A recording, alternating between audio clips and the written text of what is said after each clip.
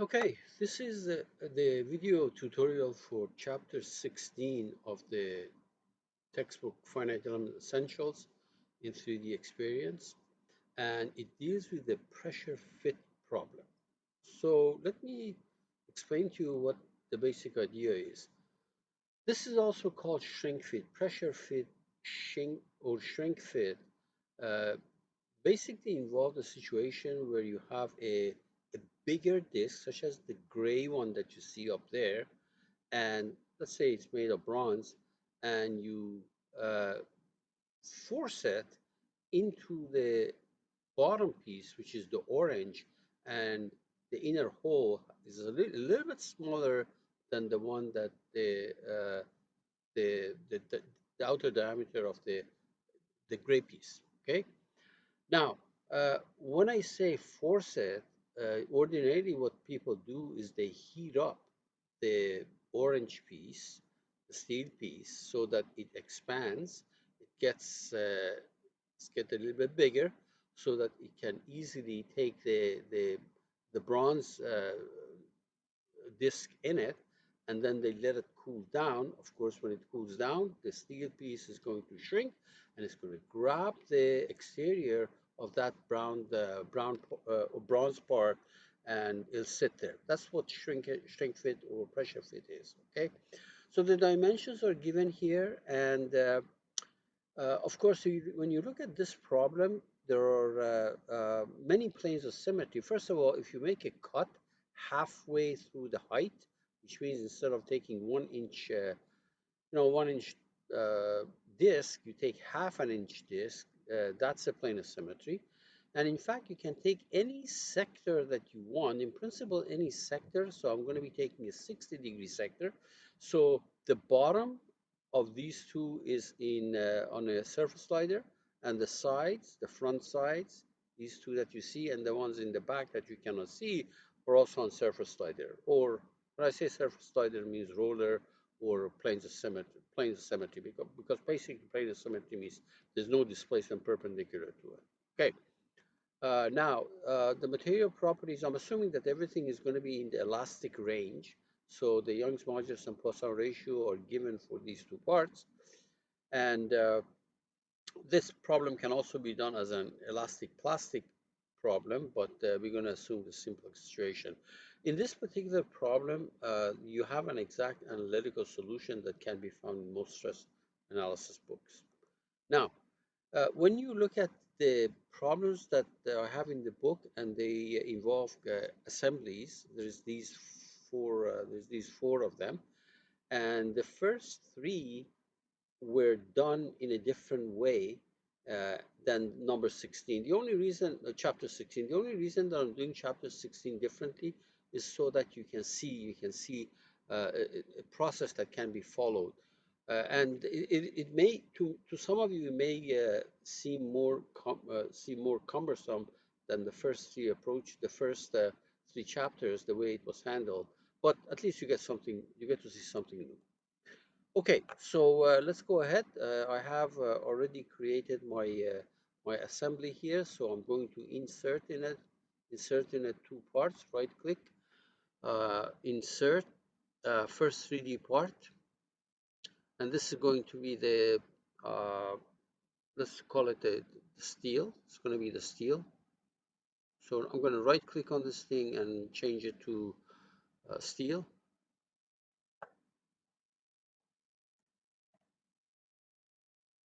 Okay, so that is the reference, and the instance name is also steel part.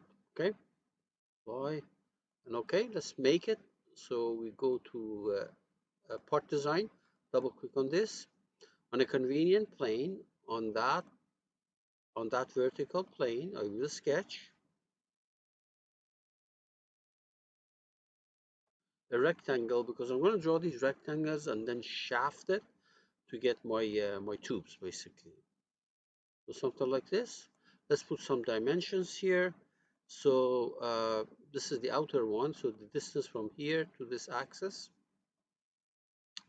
I believe this was 2. These are inches, okay? the distance from the outer one to the axis here is going to be 2.5 inches, and the height, this height is half an inch, 0.5 inches. Okay, so let's double check to make sure this is okay. So notice that 2 inches here, 2 inches, 2.5 inches. Yep, that looks good. And the height of half an inch, the height of half an inch. Okay, so exit. And then we're going to shaft this. There's the shaft about the z-axis, but not 360 degrees, just 60-degree sector. So this is going to be the the seal piece. I'm going to change the color on this. We're going to change it to orange to match what I showed you on the on the slides. Okay, now look, what do we apply material here? So let's go ahead and make it under tools. Make a material.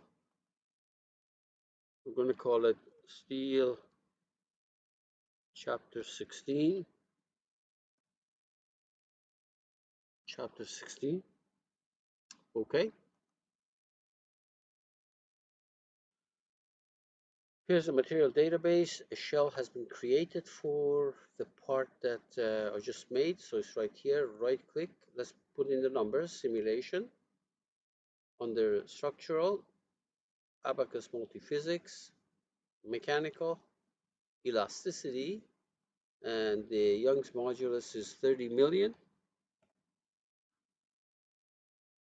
And Poisson ratio is 0.3.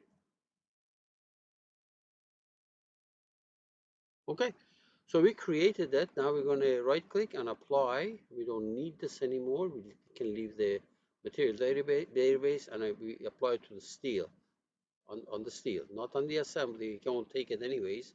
So on the steel and check mark. So there we are. Now we're going to insert, go all the way to the top. First of all, let's save it. Right click and save. Okay, all the way on the top, right click, insert, another 3D part. Let's change this thing to be the bronze. Properties.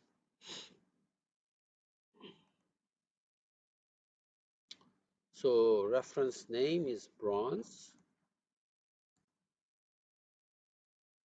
Bronze. Okay. And the instance name is also bronze.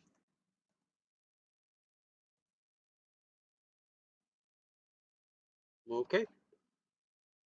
And let's make it. So I'm going to double click on 3D shape. Takes me to part design. On that vertical plane, I will sketch another rectangle. Let me zoom in a little bit. Okay. Another rectangle. And we're going to dimension it appropriately. So first of all, the height of this is 0.5 inches. Remember, because of symmetry, we took only half of it.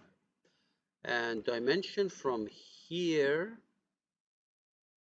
to here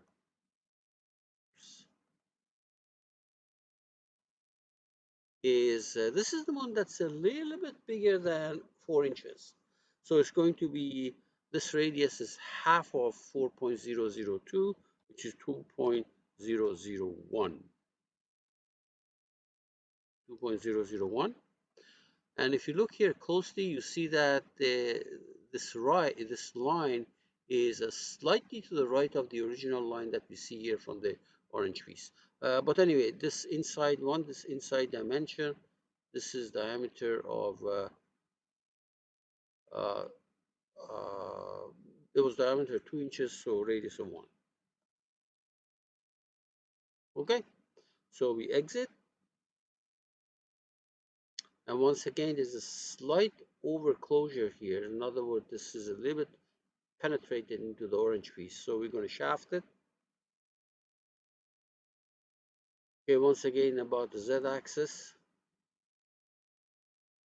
not 360 degrees, just 60 degrees. And we say okay, and there we are. Okay, apply material to it. So let's go ahead and create another material.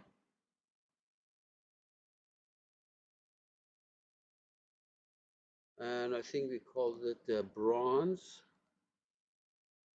or we will call it bronze, chapter 16. Okay, here's a shell. The shell that's created, bronze right there, right click, simulation, structures, abacus multiphysics, mechanical, elasticity, elastic, and this is 15 for bronze, 15 e to the 6, almost half the stiffness of, forgot to put the other one, the Poisson ratio. Oops, I accidentally pressed the, yeah, right there. And this is 0.32. The Poisson ratio is 0.32. Right click, apply. Don't need this anymore. I'm going to close it on the bronze piece. Say okay. So this is all fine. Let's save everything. Now, some of you may have created these two pieces separately, and you insert the existing component, the components being these parts that you have created, and then of course you have to position it so that these two faces are coincident, those two faces are coincident, and you put it together. Notice that I did not use assembly constraints features. I just, when I constructed these things, I made sure that they're in the right spot.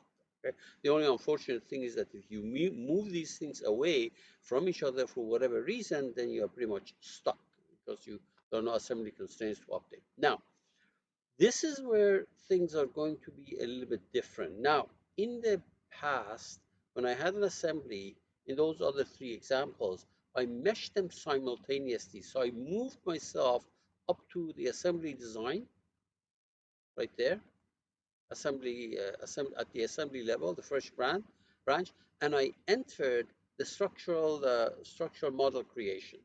Okay, what it did is on the top level, right after the assembly, before the parts branches, it created a mesh which consisted of these two. Okay, a mesh for this and a mesh for that, but right on the top and in the simultaneously. I don't want to do it like that. I want to do it differently, a different way of doing the problem. So let me go to the steel, for example. I'm going to double click on this line, double click on steel. So I am in basically when I do this, it's going to create a mesh for this piece. Okay, now let me try that again. So structure model creation, automatic is on, and I'm right there, and you say okay, right there. Okay, so you can see that what I did, I went to the this branch, namely the steel branch on over here, and I did the structural model creation, which I'm not going to do again, was already created, and I made sure that the automatic was on. Okay, so that's fine. Okay, so if you want to see the size of the elements and everything, you can double click on it. Uh, this is the size, this is the sag, linear, parabolic element. You can make any changes that you want. If you want to do any mesh refinement, you can do that, which I'm not going to do, by the way. Now, incidentally, you can say update, so it will show you the mesh for this. Okay, fine. Now, I want to do the same thing for the other one. So what I'm going to do is I'm going to move to the branch, to this branch, which is the bronze part, double click on it, so that I'm no longer in the steel part, and you do repeat the same thing, structural model creation, and make sure automatic is on, the rest of them are all default, and there we are. So if you update, you can see the mesh for the other guy. Now, if I want to if I want to see both of them, right-click Mesh Visualization with your Visualization Manager, and you say for FE model, show both of them. Okay, good. I'll move this thing on the side. Now, so far the process was straightforward, and it was different from what I did before for assemblies. Before for assemblies, I was right up here, and when I entered this, created the structural model creation, immediately below the assembly, it created the mesh for me. It was not in the part. So let me go back up here. Let me go back to the assembly. Okay, we are at the assembly level, and I do exactly what we did before. In other words, go to structure model creation. Once again, uh, well, this time, don't use automatic. Don't use automatic. Uh, say none. Okay. Notice that this is the first time that I've deactivated the automatic and I've said none. You say okay. So what happens, it created a placeholder for me right underneath the assembly level, right underneath. The other guys are still here. This is the mesh for the steel. This one is the mesh for the bronze. But right now, I went to the assembly, entered the structural model creation, immediately created these two. And remember, I said, don't do automatic, none. In other words, let me select what I want to do. So the first thing that you do is, I've never seen this dialog box before, it's the first time. So you want to make sure that these parts, says see, contributing shape manager, these parts are included in your analysis. You say, okay, okay, good. Now, the next step is to go to down below the action bar. So let me go there, which is down here. See, this is what allowed you to continue to indicate the parts that you wanted to be in there. This next one, it says, okay, so which meshes do you want to be included in order to populate the sky? So when you look at the steel right there, you put the cursor here, right click, select finite element model, and obviously this is the one that I created for the steel piece. Notice that it put this thing in it. Over here, put the cursor there, right click, select the finite element model, and this is the one that was done for the bronze. So what it essentially did, it took these elements that were created within steel and within the bronze piece, and now it's going to include it right up here in my assembly model. Okay. Now it doesn't show you any changes, but it will actually use it. And if you wonder what happened, how come it's different?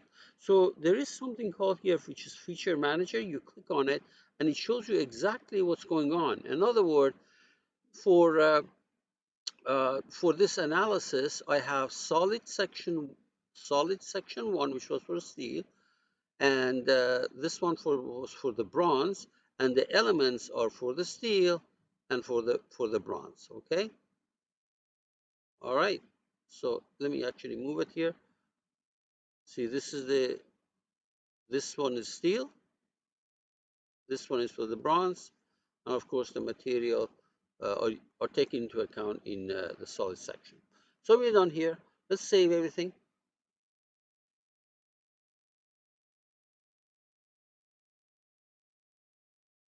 Okay, so now we're going to go to structural scenario creation.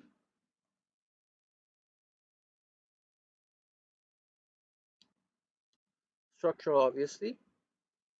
The two red exclamation marks are going to be at the bottom of the page. First, we're going to do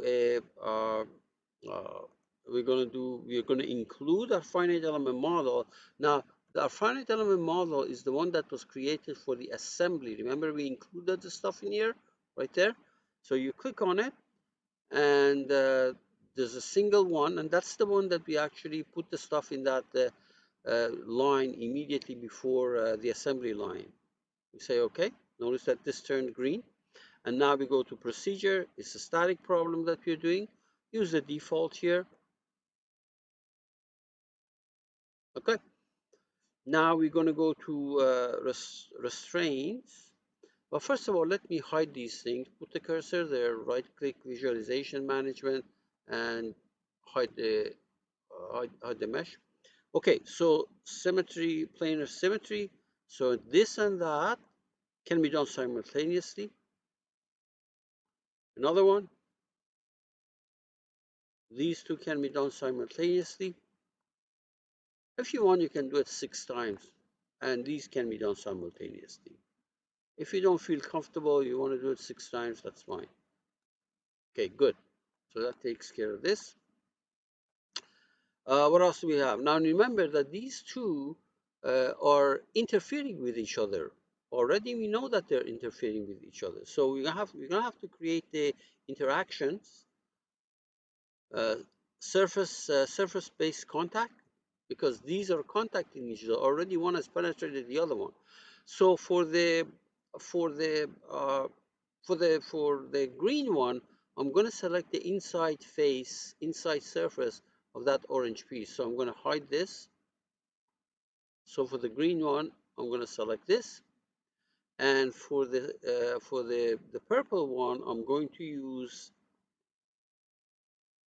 this surface that is for the gray on the other side. Now we're going to have a hard time doing this thing. So let me see what's the best way of doing this. So let me show both. Let me put this thing in hiding. Now what happened is that this shaft for the inner piece is hidden. So I'm going to go, that's a bronze piece. So let's go here. And there are other ways, of course, of getting it. But right now we can see that. Right click, hide and show. So for the purple one, I'm going to use that surface. And this is fine. Okay. Of course, now the other one is hidden. So let me go to steel under part body, get this thing out. Okay, fine. That's pretty much it. Assuming that we haven't forgotten anything. So let's save it, save the stuff.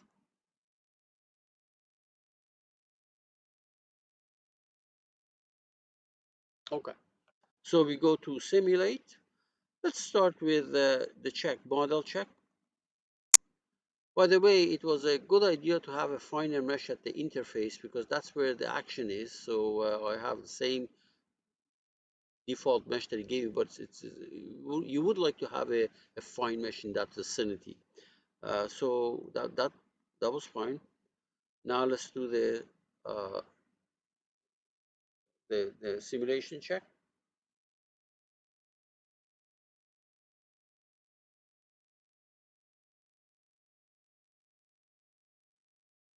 There may be some warnings here. Now you may want to read the warning, see if it makes sense, and if it makes sense, you want to go change it.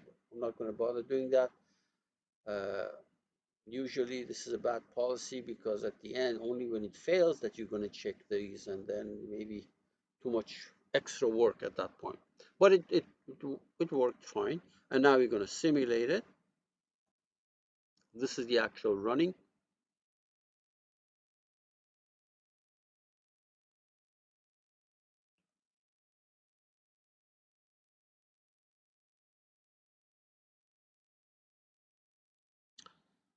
It won't be taking long. These are relatively simple problems. It's a coarse mesh and should be working fine.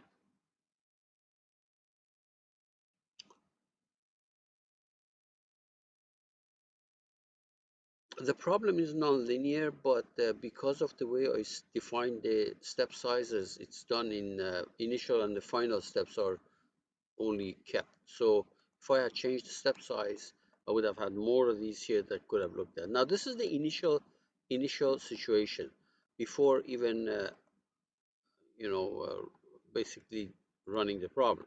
The final one is where you see the von Mises stress, because what happens is that this uh, bronze piece on the inside would shrink. It's compressed, and the steel piece on the outside is actually under a tensile load. You want to get fatter.